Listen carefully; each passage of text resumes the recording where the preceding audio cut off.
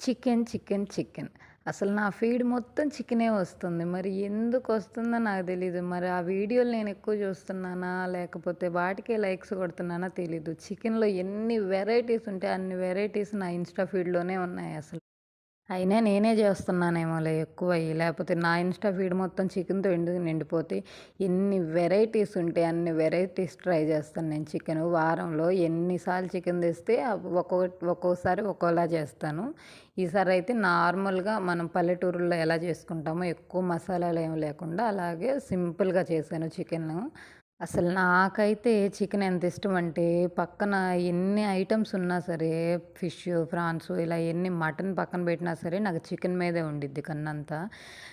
రోజు రోజు మొత్తంలో 3 పూటలుంటే, నాకు 4 పూటలు పెట్టినా కూడా నేను చికెన్ తింటాను. చికెన్ అంత ఇష్టం. Chicken fry, chicken curry, chicken gravy ఒకటనే ఉండదు. చికెన్ అంటే చాలు. ఇంక చికెనే చికెన్, చికెన్ లోకమంతా నాకు.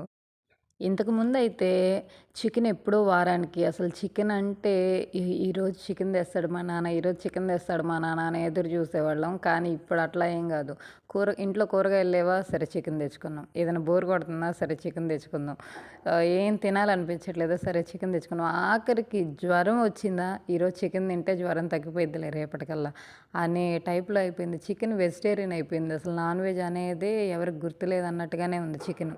మరి ఈ వీడియో చూసినోళ్ళు ఏంది చికెన్ చికెన్ అని ఇట్లా ఉంది. ఇంత తిండిపోద్దా ఏంది అనుకున్నా గూడా నాకు పర్వాలేదు. చికెన్ అంటే నాకు మాత్రం అంత ఇష్టం. వీడియో నచ్చితే లైక్ చేయొచ్చు కదా!